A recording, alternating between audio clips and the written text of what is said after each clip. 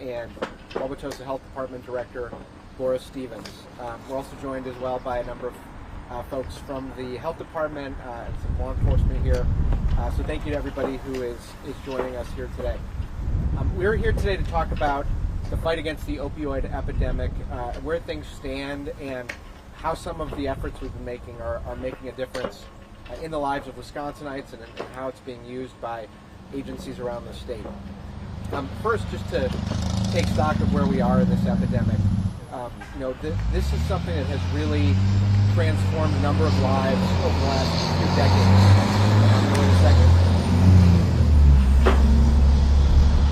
There's an ongoing effort by fire departments to try to interrupt all police department press conferences, so I'm sure that's what's happening. We've been facing a shifting opioid epidemic. For years, there have been rising opioid prescriptions. That has led to significant substance use disorder, and there's been a lot of efforts to try to get the word out about the dangers of substance use disorder, about the possibility of overdose, and there's been a lot of progress made. There's been a reduction in opioid prescriptions. There have been a lot of steps developed, like the prescription drug monitoring program, and those have helped.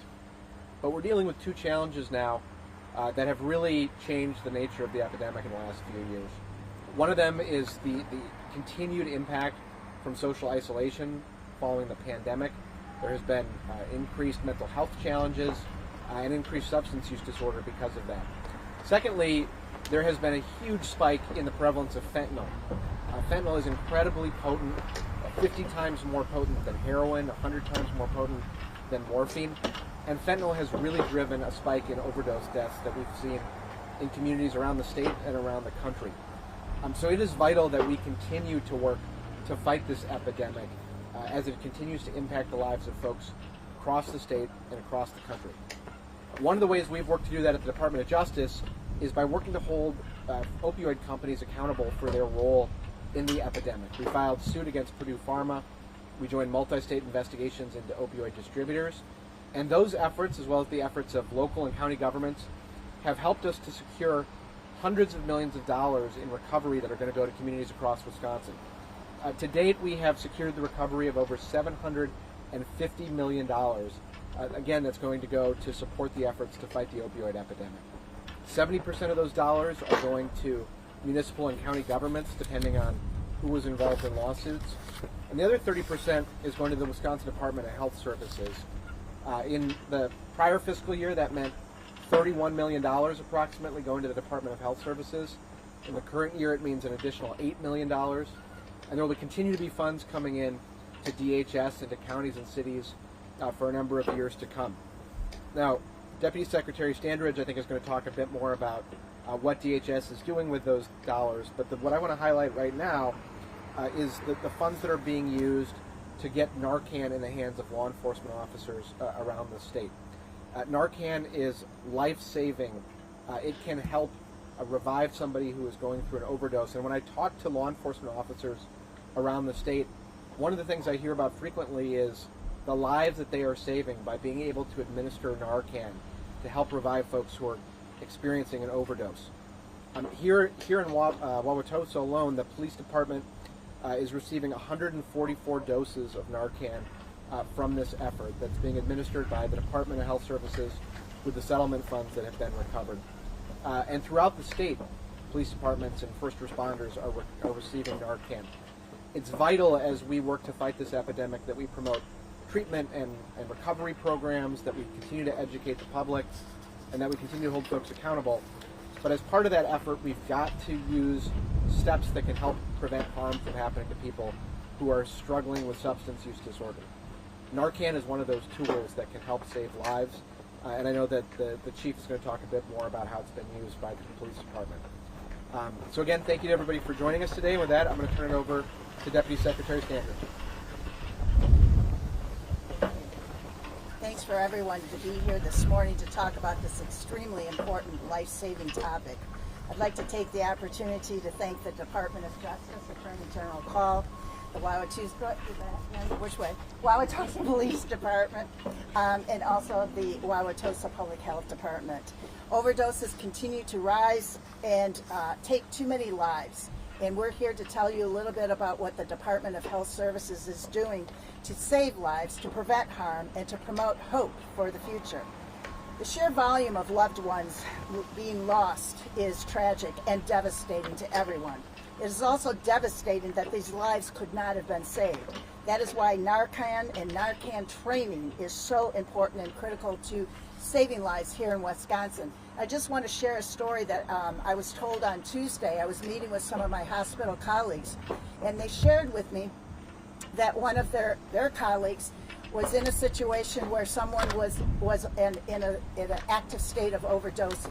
The person had access to Narcan, had training in Narcan administration, was able to administer it to the individual in the throes of overdosing and save that person's life, so that another family did not have to go through the tragic situation of overdosing. That's why we at the Department of Health Services continue to expand our efforts so that our partners have the resources they need to serve here in the community and combat this epidemic. I want to share with you some examples of how we are doing it. At DHS, we are providing as much Narcan as possible to communities throughout Wisconsin with the goal of getting it into the hands of people who need it. We distribute to syringe services programs, tribal nations, county and municipal public health departments, opiate treatment programs, and recovery community organizations.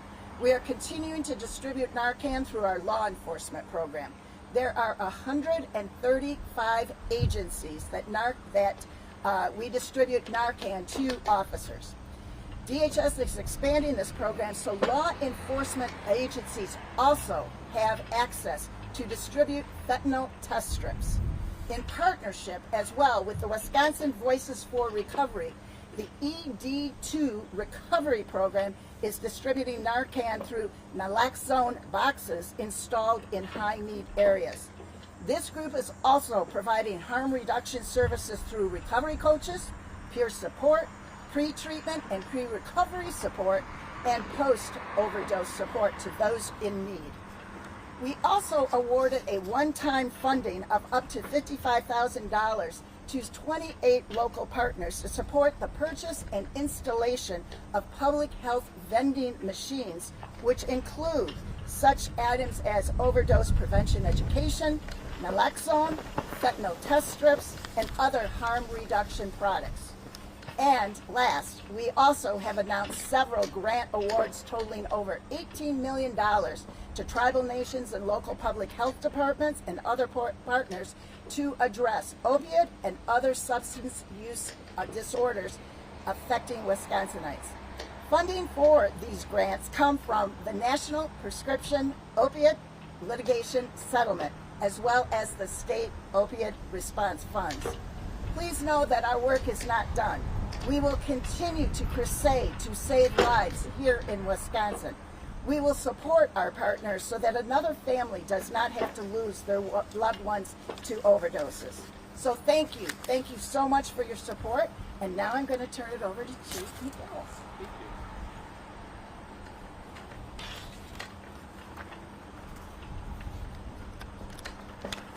Thank you, Attorney General Kaul, for hosting this today and for continuing to discuss our country's opioid crisis and raise awareness on available resources. The opioid crisis has touched the lives of many, affecting individuals, families, and this community. Our officers respond to chaotic and life-threatening situations each day. And as a police department, our first priority is to protect the sanctity of life. The availability of Narcan within law enforcement is a testament to the commitment to prioritize public health and safety. Narcan has proven to be a vital tool in saving lives across the country and right here in Wauwatosa. In June of this year, officers responded for a report of a possible overdose in progress. Arriving at the scene within minutes, the officer found an unconscious person, an individual in distress. Recognizing the urgency of the situation, the officer immediately administered Narcan. The Narcan took effect quickly, and shortly after paramedics arrived, the individual regained consciousness. Thanks to the officer's quick thinking and the administration of Narcan, a life was saved that day. This case is a powerful reminder of the importance of equipping law enforcement officers with tools and training that extend beyond our traditional law enforcement duties. Our officers who serve as frontline guardians of this city are able to provide immediate assistance when every moment counts, bridging the gap between an overdose and a second chance at life. Our officers have been carrying Narcan since 2018 and have undergone comprehensive training to ensure that they are not only proficient in administering Narcan, but are also well informed about the broader context of what the opioid crisis is. We in law enforcement have a role to play to address criminal behavior associated with illicit narcotics, but the opioid epidemic, the cycle of addiction and substance use disorder will not be solved with handcuffs and jail cells. I'll say that again. The opioid epidemic, the cycle of addiction and substance use disorder will not be solved with handcuffs and jail cells.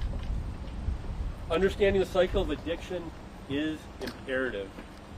This knowledge equips officers to respond to emergencies with empathy and understanding.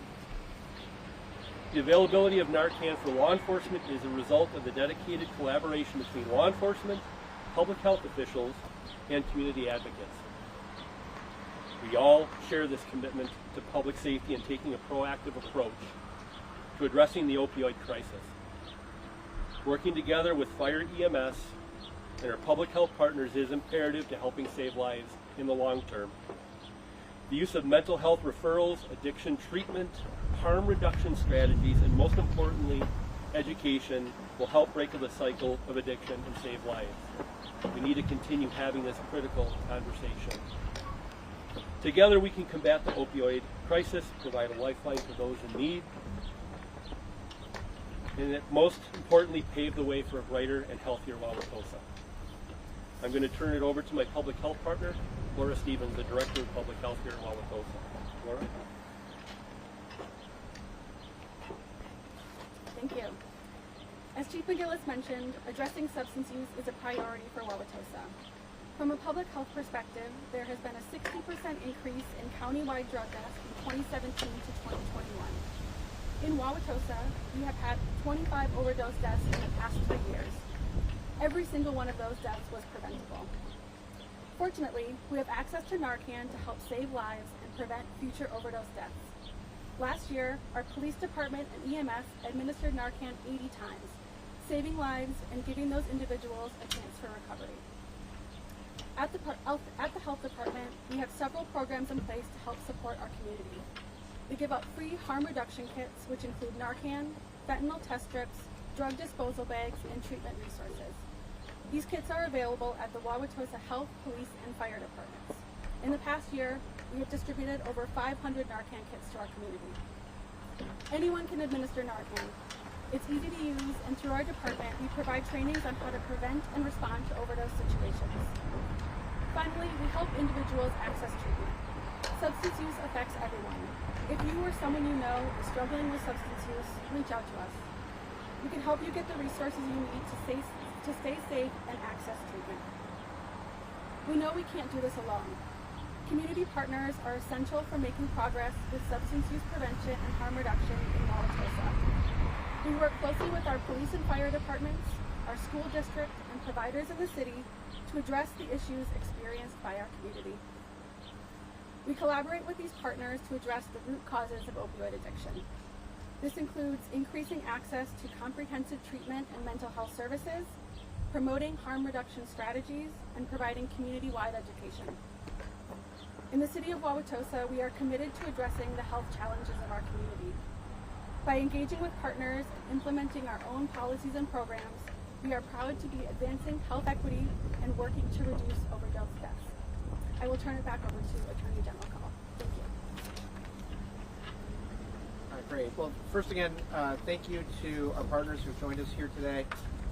It's really critical as we work to fight this epidemic that these kind of partnerships continue. The first responders working together with public health professionals, state, county, and local government working together.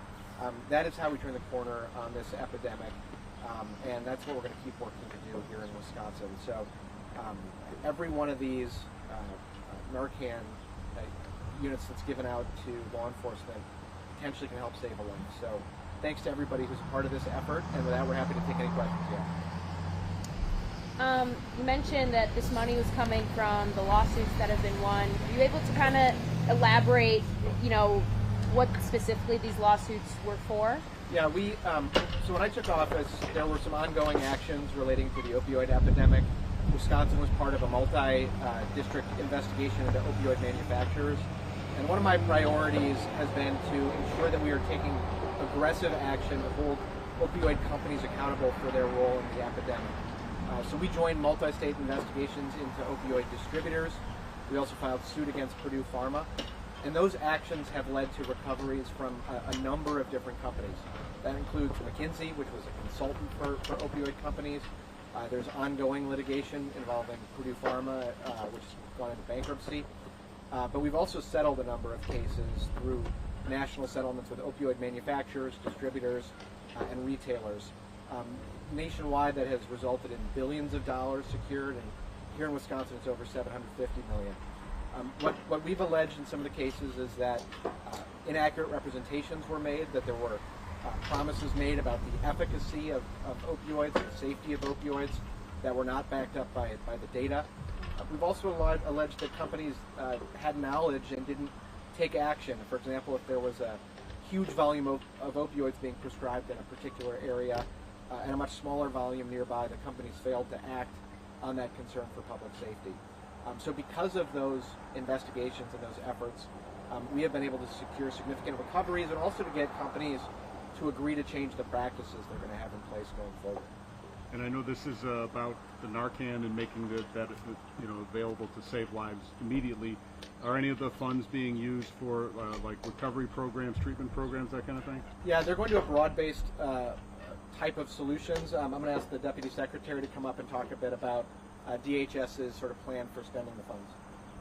Yeah, one that we're extremely excited about, we awarded grants to several residential treatment centers throughout the state that will expand their bed capacity. Very often, someone who is withdrawing from addiction and needs more support, what you treat them with in an outpatient setting. Very often the person doesn't have the means in terms of housing and that kind of support to continue their treatment.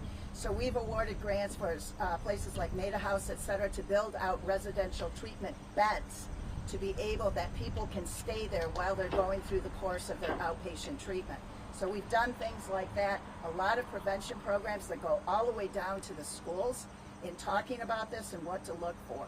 So a lot in terms of the actual treatment, but also in terms of education as well. I have a question for Chief, possibly. You mentioned that this epidemic isn't going to be solved with handcuffs and jail cells. Kind of hone in on the importance of kind of if someone came here and was like, I need Narcan, or I want that training, that the no questions asked, I want to help you kind of mentality is what's going to be administered here. We have a role to play in the bigger equation. A lot of times officers get sent to a trouble with a subject or a person in a car, even before a medical type of resource is called to that scene. That's that point of intersection where we can keep a person alive, to get them into treatment, to get them into care. It's also imperative that we know who our partners are. We have a great relationship with our fire department. We have a great relationship with public health. And it's not a police problem, but we have an important role in this. At that point of intersection, we make the most referrals to public health related to a lot of different things. And that's not a brag or a boast. It should be that way. Because those are the type of services that public health can steer people towards that are not related to what people traditionally classify as a police-related issue, where we hold people accountable for behavior, for illicit narcotics, the distribution and the predation of people's substance use disorder. Those are the people that we want to go after, the middle to high-level drug dealers, the people that are struggling. Those are the people that we want to refer to our public health partners to get them into some type of intervention to help break that cycle of addiction. Brett, I hope that answers your question. No, it does. Thank you. Thanks. Attorney General, one more question. We have the people who need the help. We have the people whose family members who are like, this is excellent. This is another resource. I can help my family member. But maybe there's people who are going to see this today who are like, I don't really have any connection to this.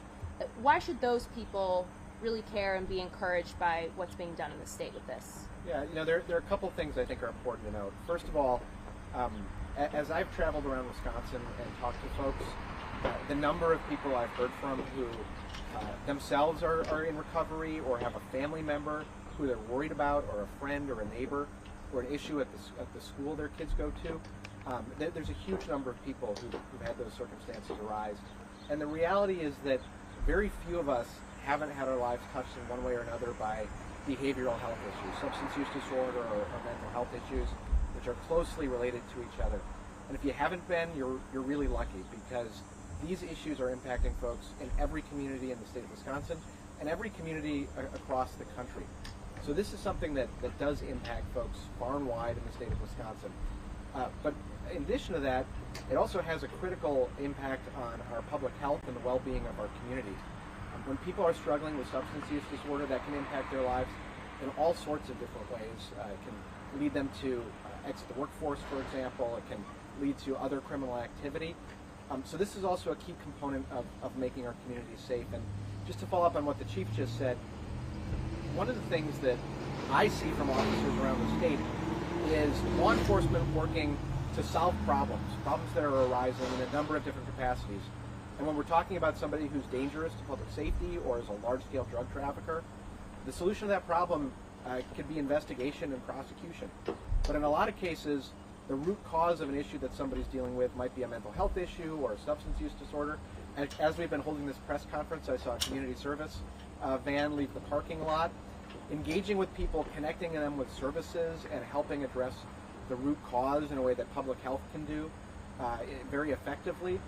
That's ultimately a critical step we need to take to address not only the opioid epidemic, but a number of the challenges we face in our communities. And so it's great to see the police department here taking that approach, and officers around the state. Attorney General, I have one question. It's a little off topic. I know it's early. It's been a crazy week. But do you plan on bringing any indictments or any kind of litigation against any of the people in the Trump indictment? Yeah, I tell you what, I'm happy to take an off-topic question. Since I'm joined by folks who are on a different topic, why don't I take them just separately after we finish this up. Are there any other on-topic questions? If not, I can come over there and answer the question. Thank you so much. Great. All right, thank you all. Appreciate it. Thank you. Thank you so much. Thank you. Appreciate it. Good to see you. Again. Likewise. Can I take a group picture real quick? Yeah. Sure.